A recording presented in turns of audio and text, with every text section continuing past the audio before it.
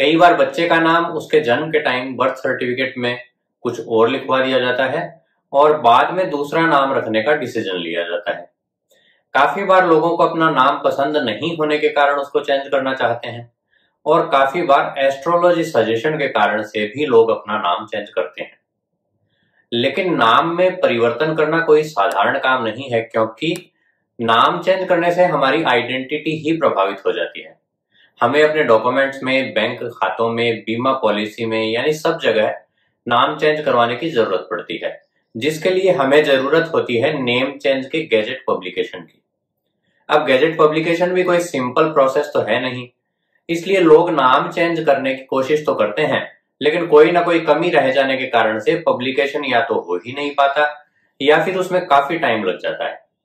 इसलिए आज के वीडियो में हम गैजेट पब्लिकेशन की पूरी प्रोसेस को समझने की कोशिश करेंगे।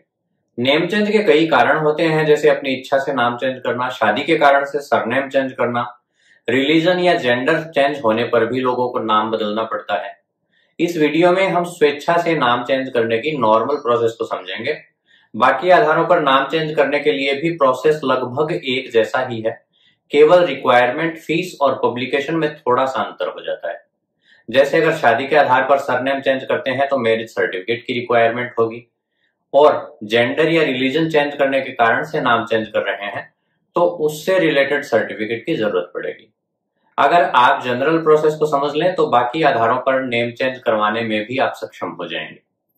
नाम चेंज करवाने के लिए सबसे पहले तो ये देखा जाता है कि जिस व्यक्ति का नाम चेंज करवाया जाना है वो बालिग है या नहीं, क्योंकि अगर वो बालिग है तो सारी प्रोसेस वो खुद करेगा, और अगर नाबालिग है तो उसके पिता या माता को सारी प्रोसेस करनी होगी। नेम चेंज प्रोसेस में सबसे पहले आपको इस बारे में एक एफिडेविट या अंडरटेकिंग बनवानी होगी, जिसमें एप्लीकेंट की डिटेल्स के बाद ये लिखा जाएगा कि वो भारत का नागरिक है, उसने अपना नाम बदलकर अमुक नया नाम रख लिया है और इस संबंध में लीगल रिक्वायरमेंट पूरी कर ली है।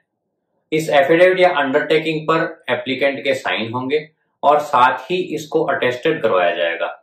यहाँ थोड़ा सा टेक्निकल प्रोविजन है, ध्यान से सुनना, कि अगर आप अपने फर्स्ट नेम में कोई चेंज कर रहे हो तो अपने एफिडेविट को नोटरी पब्लिक से टेस्टेड करवा सकते हैं।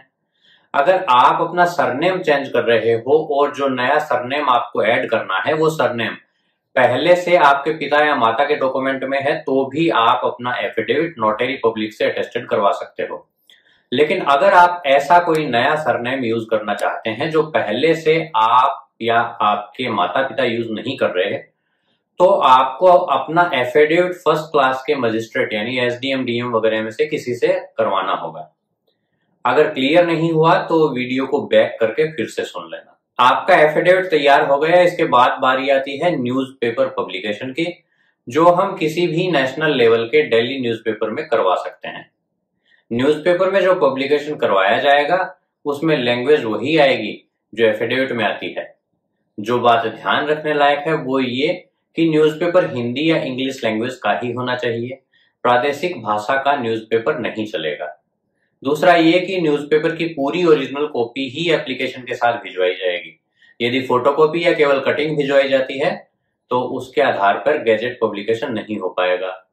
तीसरी बात ये कि न्यूज़पेपर में ये पब्लिकेशन पब्लिक नोटिस यानी लोक सूचना हेडिंग के अंतर्गत करवाया जाएगा, तभी उस अखबार को डिपार्टमेंट ऑफ पब्लिकेशन स्वीकार करेगा। 2 चरण हो गए, पहला एफिडेविट और दूसरा न्यूज़पेपर। अब तीसरे चरण में आपको नाम परिवर्तन के लिए एप्लीकेशन प्रेस्क्राइब्ड फॉर्मेट में कंप्यूटर से टाइप करवानी है और उसको 2 कॉपी में तैयार करके उस पर एप्लीकेंट के साथ 2 गवाहों के साइन करवाने हैं और गवाहों की डिटेल जैसे नाम, पता और मोबाइल नंबर वगैरह लिखने हैं। इस प्रोसेस में जो फॉर्मेट वगैरह काम आते हैं और गाइडलाइन की पीडीएफ लिंक आपको वीडियो के डिस्क्रिप्शन में मिल जाएंगे। जो प्रारूप 2 कॉपी में तैयार किया गया है वही मैटर एक अलग माइक्रोसॉफ्ट वर्ड की फाइल के रूप में तैयार करना होगा, जिसमें गवाहों की डिटेल वाला पार्ट नहीं होगा। उस माइक्रोसॉफ्ट वर्ड वाली फाइल को एक कॉम्पैक्ट डिस्क में सेव करके एप्लीकेशन के साथ भिजवाना है। यहाँ विशेष रूप से ध्यान रखें कि उस कॉम्पैक्ट डिस्क में वर्ड फाइल के अलावा कुछ भी नहीं होना चाहिए।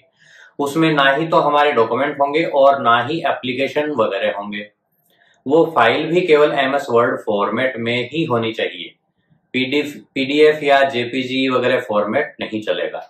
सीडी में जो फाइल हमें भिजवानी है वे किस प्रारूप में होगी और वो प्रारूप आपको डिस्क्रिप्शन में दी गई गाइडलाइन वाली फाइल में मिल जाएगा। इनके अलावा जिस व्यक्ति का नाम चेंज करना है उसका करंट नेम का आईडी, उसकी 2 पासपोर्ट साइज की फोटोग्राफ स्वयं प्रमाणित करके साथ में लगानी है। अगर माइनर का नेम चेंज होना है तो उसके गार्जियन के आईडी की सेल्फ अटेस्टेड कॉपी और 2 फोटो भी साथ में लगानी होगी। तो जरूरी पेपर्स में हमने तैयार किया एक एफिडेविट, एक न्यूज़पेपर, 2 कॉपी में नेम चेंज का प्रारूप, एक कॉम्पैक्ट डिस्क, एप्लीकेंट का सेल्फ अटेस्टेड आईडी और पासपोर्ट साइज के 2 फोटोग्राफ। इन सब के बाद आपको नेम चेंज की जरूरी फीस जमा करवानी है, जो वर्तमान में बालिग के लिए 1100 रुपए और नाबालिग के लिए 1700 रुपए है। वर्ष 2018 के बाद से ये फीस केवल नॉन टैक्स रिसीट के जरिए ही जमा करवाई जा सकती है। फीस का पेमेंट आपको NTRP यानी नॉन टैक्स रिसीट पोर्टल पर जाकर करना होगा। उसका लिंक भी आपको इस वीडियो के डिस्क्रिप्शन में मिल जाएगा। फीस की जो रसीद आपको मिले उसका प्रिंट निकलवाकर वो भी आपको बाकी चीजों के साथ भिजवानी है। ये सारे डॉक्यूमेंट्स तैयार करने के बाद आपको डिपार्टमेंट ऑफ पब्लिकेशन के कंट्रोलर के नाम से फॉरवर्डिंग लेटर बनाना है, जिसमें लिखा जाएगा कि आप अपना नाम चेंज करने के लिए गैजेट पब्लिकेशन करवाना चाहते हैं, जिसके लिए जरूरी दस्तावेज और चीजें आप इस लेटर के साथ भेज रहे हैं। उस लेटर में फीस पेमेंट का रेफरेंस नंबर लिखना है और जो डॉक्यूमेंट्स आप साथ में अटैच कर रहे हो उनकी पूरी लिस्ट भी उसमें मेंशन करनी है। इसके बाद आप या तो रजिस्टर्ड पोस्ट से डिपार्टमेंट ऑफ पब्लिकेशन दिल्ली के एड्रेस पर भेज सकते हो या फिर आप चाहें तो व्यक्तिगत रूप से जाकर भी जमा करवा सकते हो। यदि हमारी एप्लीकेशन और डॉक्यूमेंट्स में कोई कमी पाई जाती है तो डिपार्टमेंट ऑफ पब्लिकेशन हमें कमी पूर्ति के लिए नोटिस जारी करता है, जो कमी पूर्ति हमें 6 महीने में पूरी करनी होगी।